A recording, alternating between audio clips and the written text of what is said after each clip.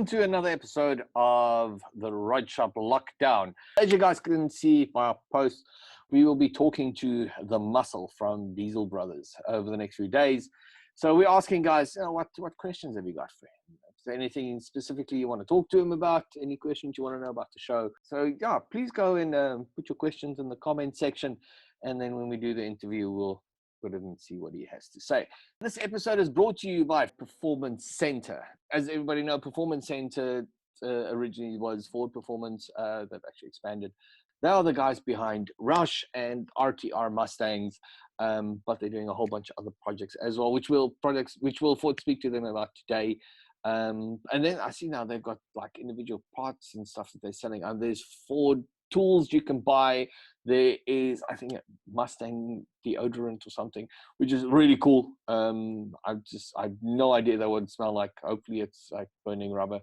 But yeah, go check them out. Go check out the products. Other sponsor today is Rocket Fosgate. What a great brand. I mean, we had Brett on the show the other day. Great product. So yeah, there'll be links down at the pages for everybody. So please go out and support the guys that's supporting us, which is awesome. Today we'll be talking to Grant, who heads up Performance Center, and we're going to find out from him exactly what's going on. What are they busy doing? What projects they're busy with? And Performance Center's grown so much in the last few months. So I think there's going to be a great conversation. So yeah, let's go see what Grant has to say. We've got Grant on the line. Grant, welcome on the show. You want to do introduction? Introduction, who you are and what you do. Okay, my name's Grant Askam. I'm the CEO of Performance Center in Centurion. We do vehicle modifications under agreement with Ford Motor Company South Africa. Excellent. Now, you guys originally started with Roush, if I'm not mistaken, right? That was the whole thing that got Performance Center going. It actually started with Ford Performance. So Ford Performance Parts was the first agency that we got. And second to that, we got Roush. But I mean, those were very close apart. So there wasn't much time between the two of them. So when we launched, we pretty much launched with Ford Performance and Roush Performance. Now, for the guys that are out there, explain to them first, what is Ford Performance on its own? Well, it's morphed over the years. So the part that we're involved in now is Ford Performance Parts. So Ford Performance used to be Ford Racing. It then became Ford Performance. It's kind of an umbrella brand, which I think is morphing in itself to see what it becomes. And so, the aftermarket offering that Ford itself has comes through the brand of Ford Performance Parts. So all over the world, you'll find Ford Performance Parts available, and those are approved accessories to fit aftermarket onto your vehicle. Okay, and then so we catch everybody up. I mean, look, if you don't know what Roush is, you're not supposed to be watching this show. Bottom line. So just tell the guys what Roush is as well. Well, Roush is an interesting company. I mean, it's a massive company. It's essentially an engineering company. It employs about 5,000 full-time employees and a host of contract workers. It does essentially engineering for all sorts of people. NASA, they do for, not Hollywood, all the rides, these guys. The theme parks. The theme parks, they do a heck of a lot of engineering for that. They do a lot of engineering for Ford behind the scenes, which is kind of under NDA, so that's not spoken about a lot. So, but there's a heck of a lot of engineering work and engineering development, drivetrain development that goes on under the Roush name, the Roush banner, the company owned by Jack Roush. And so a division of that company is Roush Performance. And that's the part that we're associated with, Roush Performance. And they do essentially modifications to Mustang, and then the F-Series is their biggest sellers. They've also now, with the launch of Ranger into right-hand drive markets, they're developing Roush Performance packages and body upgrades for the American left-hand drive ranges. So, but that's who Roush are. They're essentially Yeah. an engineering company. They're not a company that specifies or specifically does aftermarket modifications. Through their engineering work with OEs like Ford and Chevrolet and all sorts of others, they have this division called Roush Performance, which is a side to that. Now, I think a lot of guys don't know, but the Roush Ranger that's currently now available in South Africa, that is a solely South African product. That was developed by you guys, am I right? Yeah, absolutely. It's at the moment still the only licensed Roush Ranger and Everest, for that matter, in the world. And it was developed here in South Africa, and it was a heck of a process to get all the licensing done and documentation signed off. Because Roush, being an engineering company, every component that we proposed to fit to this vehicle had to be scrutinized. So I've got files of documents with testing, American standard, European standard testings, for instance, on the rims that we use. So every component, like side runners on the vehicle, we had to provide crash test certificates and results for them. And so a lot of the components we ended up using on the vehicle weren't the ones we would have chosen originally, but those were the only ones we could find with crash testing, because that's not done a lot in this market.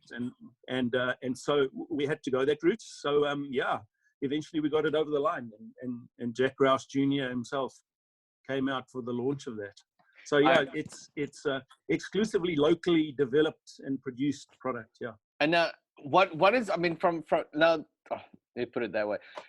The other product that you guys have now added on from that Ford perspective is RTR, which is that's Vaughan Griffin's RTR. Am I right? The American. That's Vaughan.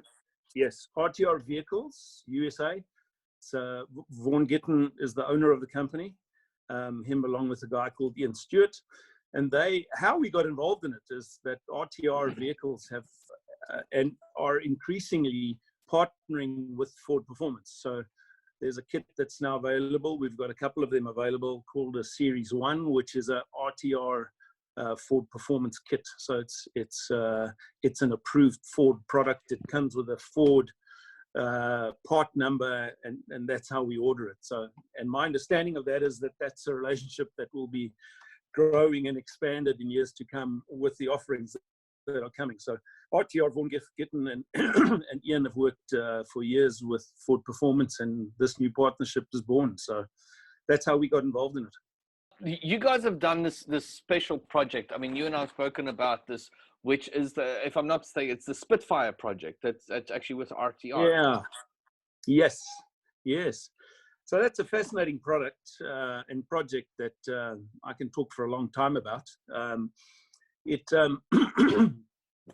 actually has to do, well, it started off with my previous business that I was involved with was Nikon, and we used to go to the air shows every year.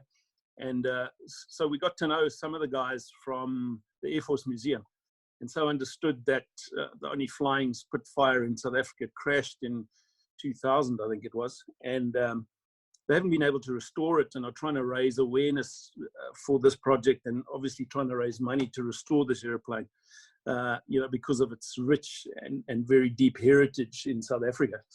And so when we, through Ford Performance, got tied in with RTR,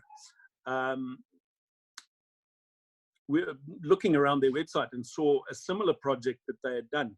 So Edsel Ford had commissioned a vehicle in the US for some squadron for a fundraising thing, and that car was auctioned and raised a lot of money in the States. So seeing that vehicle, we said, hey, wow, here's an opportunity. Mm-hmm. So we firstly spoke to the Air Force Museum and said, hey, what do you guys think about building a car, or if we can build multiple cars, sell them, and we will donate a portion of the proceeds from the project to you guys to use for whatever you want. They were over the moon. Obviously, there's a whole lot of requirements on their side. There's the Heritage Act, which we had to comply with. We have to, whatever we do, comply with the South African Air Force, get their blessing on it. Sheesh. and the Friends of the South African Air Force Museum. So there's the That's a lot three of entities groups, on that side. Oh, trust me, and that's only the start of it. Then I got hold of the guys at RTR and I said, listen, I've seen that car. Can we get some of those kits, or can we get the license to build a few of those cars? So after a lot of negotiation, they agreed to give us 10 licenses. So whether we use them all or not, it doesn't matter. And we may use some of them for different projects, but they've given us 10 licenses. And so the car we built is actually the very first RTR Spec 5 car built in the world.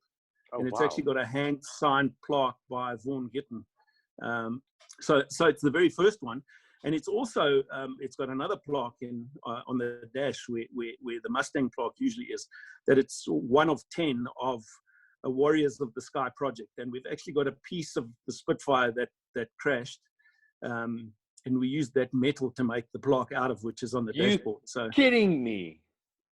When we started designing this car, you know, we had to have renderings professionally done, and it had to go off to RTR. They had to approve it.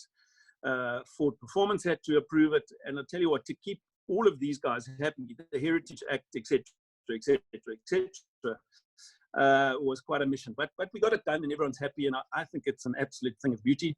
You know, we've thrown the kitchen sink at this car. It's got every conceivable upgrade that we could put in it from a Ford Performance perspective. Yes. GT350 brake upgrades and Recaro seats. I mean, everything you can conceivably think of. And the thing about it is that there'll only ever be one like it. So, you know, it's the first RTR Spec 5. It's got a piece of the actual plane that crashed, as it's number 1 of 10 of the Spitfire project. And yeah, it's an absolute thing of beauty.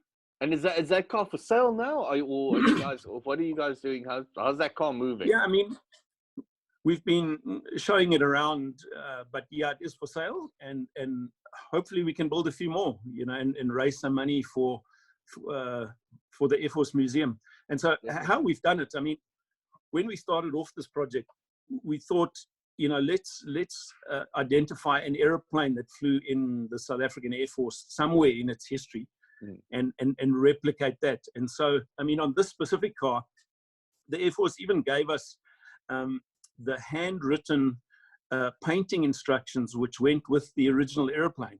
Wow. And so the layout of the camo on this car, as closely as we could get it, replicates those handwritten instructions on painting. And so the guy who buys this car will get a framed copy. Is actually a print of a painting that a guy had done of the original airplane, and these handwritten instructions and stuff comes with it. So it's pretty cool. But we moved from going from an airplane to say, well, a lot of guys flew multiple airplanes. And so we decided then to create a website, which we've now given to the Air Force Museum. And it's called the Warriors of the Sky. And you can go and Google it. Warriors of the Sky. We'll put the links, everything below for everybody to have a look at it. Yeah. Yeah, fantastic. And there you can go and look then at the ACEs. So they've identified 18 pilots throughout history who've flown. And then if you scroll down through there, you can see the history and where they fought and how many kills they had and what battalions they flew in. And then you'll find some pictures of the airplanes that they flew in. And so we've decided to rather do it that way to give choice. So some of those planes are really pretty and got really pretty decals. So someone who wants the specific one can go and find a plane that tickles his fancy, and then we'll build it for them. Yes, that is actually insane. But the plan, sorry, Joe. No, go for it. I mean, even down to the paint on this car, it's been airbrushed. So there's not one piece of vinyl on it. So we've done this whole camo. We've got the detail on it is also to try and comply with the Heritage Act. You know, it's like the spindle, which is the round thing in front of the propeller on this specific airplane, was blue for some reason. And so the lip right around the front air vent, we made that blue.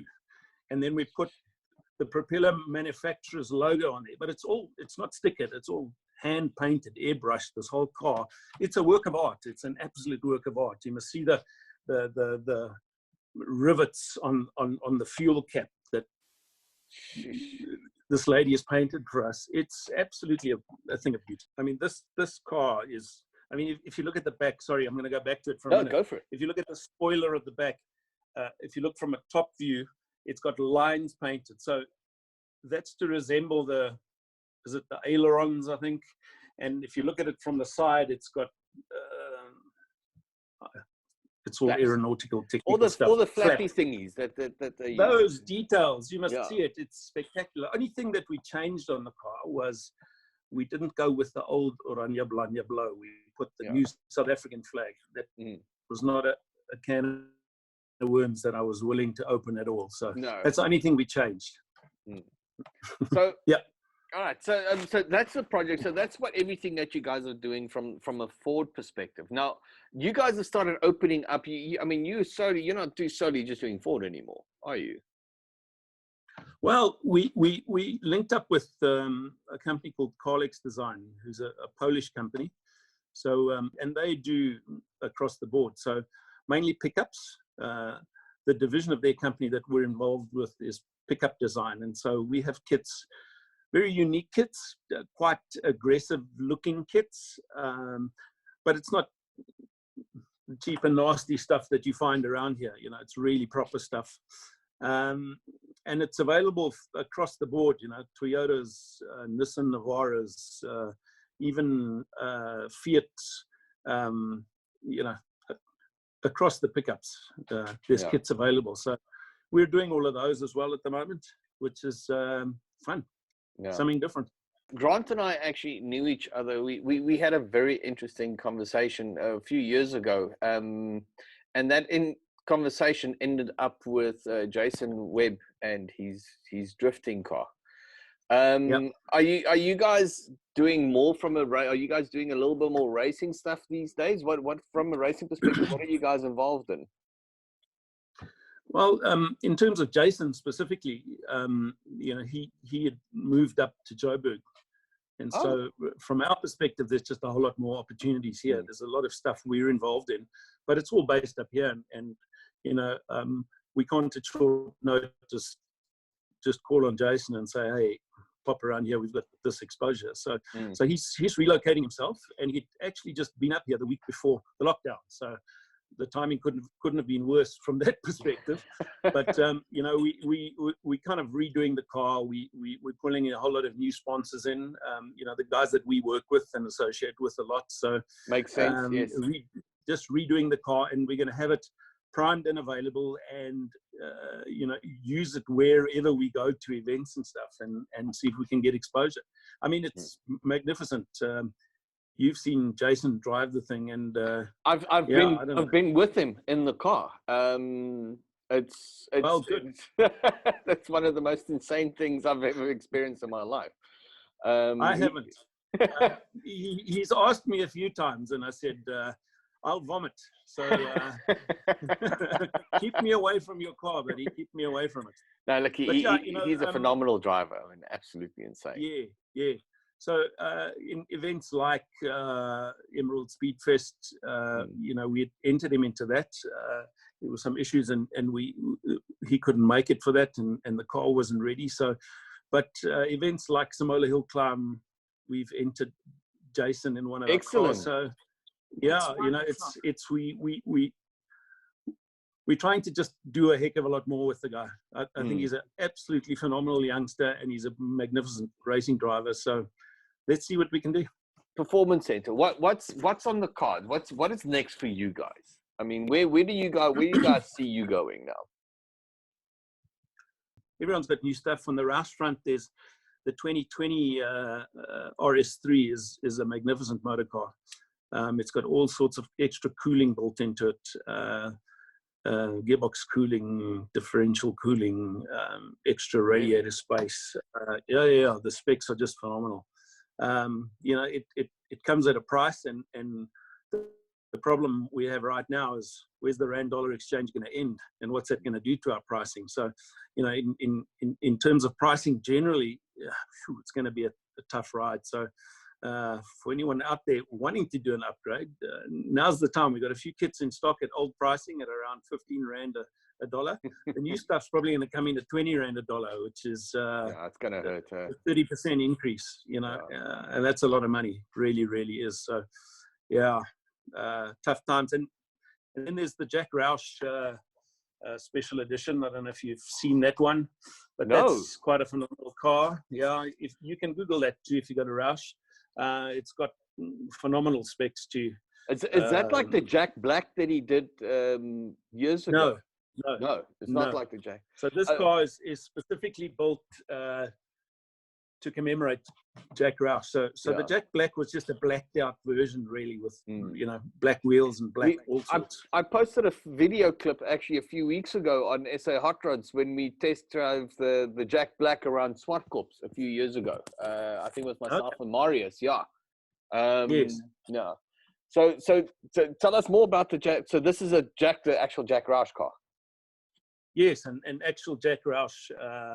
I mean, it's got 775 horsepower phase 3 supercharger. It's got the powertrain cooling package, which is very necessary from experience. Active aerodynamic carbon fiber wing, which is a first. So the rear wing is actually an active wing. It's got graphite bits all over it. The new A9 aero body kit from Roush, which is exclusive to this car. I mean, it's got everything is re-engineered and calibrated. The Magnerite suspension and the exhaust is with a H pipe. It's got 6-pod Brembos. It's got, I mean, rather than me try and read this all off, if you go to the Roush website and have a look at the Jack Roush Special Edition, it's a phenomenal motor car. It's also actually the first car there that's been homologated with semi-slick tires, so it comes standard with semi-slick. Yeah. How's that? It's got forged wheels. I mean, it's a proper competition package car. Yeah. Really, really nice car. They actually unveiled that last year at SEMA, and I was lucky enough to be there and experience it. And what a beautiful car! But it only comes in that one color too. It comes in that.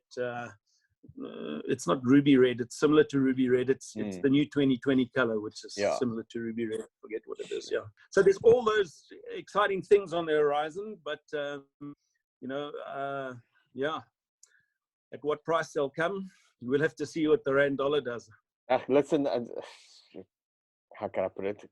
The South African way, where there's a will, there's a way. You know. Yeah, absolutely. We'll make it work one way or another. Yeah, we always will. You know, times like these is when everybody's standing together. As long as you let me know when this first Roush one is built in the country, so I can actually come see it. You still owe me a drive. You still owe me a drive in the Spitfire car. So you know we'll sort that out next time I'm on that side. Well, you need to get up here, mate, before it's sold, eh? Yeah, I know. There's two interested parties at the moment, and you know, when the lockdown's over, we'll show them, and let's see where we go. Excellent. But it's an absolute thing of beauty. It really is, and it sits like nobody's business. But I'll get Andrew to send you a whole lot of pictures and stuff. Yeah, send everything. We'll get everything out for everyone. Grant, listen, it's great finding out everything of where everything is going. We started this with our previous interview. We're looking for guys just from an inspirational perspective, or anything for the guys going forward. I think, as you said, South Africans are tenacious. I think we've proved that throughout our history, and every cloud's got a silver lining. I think you know, adversity is good for us because it makes us dig deep and think. You know, which I think we tend to overlook when things are going too easily. And these are good times, you know. You refine things, and I just think it's a very good process for all of us. Firstly, I think for all of us just to take time out and stop and stand still and actually spend some time with your family. And we don't do that, you know. If you look at these couple of weeks now, it's just a phenomenal thing to do, I think. And, you know, the economic spin-offs, we'll get through it. I have absolutely no doubt we'll get through it. You know, we'll be building great cars and fast cars for 20 years to come. But I don't think any of that's going to go away. Yeah, we just got to get through these minor hiccups. That's true. It's stumbling. Mm. Look, I mean, over the last few weeks, I mean, I have my afternoon nap with my daughter on her bed watching cars too. I don't know how I'm going to survive once lockdown's going, not having an afternoon nap with my daughter. Yeah. But you're right. It's given everybody time to sit and reevaluate and relook at everything that's going on. I think people are realizing more what's important, what's not. I think the rat race is going to change over the next few weeks. I think so. So yeah, listen, all the best to you guys, and send my love. Thank you. I'm trying to, once the lockdown's going, I'm going to Cape Town because there's a specific red couch that's still sitting in Cape Town. Which is coming. It is the Roush couch. Just for the guys actually out there. I went online and I found a red couch to buy, and I rocked up at the family, and I was wearing a hoodie from another Mustang building company. A competitor, yes. And I was yelled at by the owner of the red couch that I had this hoodie on, and it turned out to be Grant's daughter. So it was a great thing. So yeah, the couch is in Cape Town. It's coming back, and because I want to use it actually when we get this going, we can get the studio going better for the show. I want to use it in the show. Fantastic. We'll always have the red couch. Grant, thank you so much for your time. Listen, it was great talking to you, man. All the best to you guys too. Yeah, definitely. And it's been great partnering with you guys through the years, and look forward to more of that. Yeah, well, listen, as soon as lockdown is done, I'll get my ass up to Joburg. I've got a lot of stuff I need to go shoot on that side. And then you and I can go have some dinner. You press the button there. Yeah. No, there's a call coming in. Oh, okay. I'll just close it quickly. There we go. There we go. Okay, so let's just say, Grant, thank you so much for everything. It was great talking to you. And thanks, Joe. You too. Okay, man. Yeah, look after yourself. Thanks, be safe and be sane. Right? I'm going to try. Cheers. All right. Yes. Bye-bye.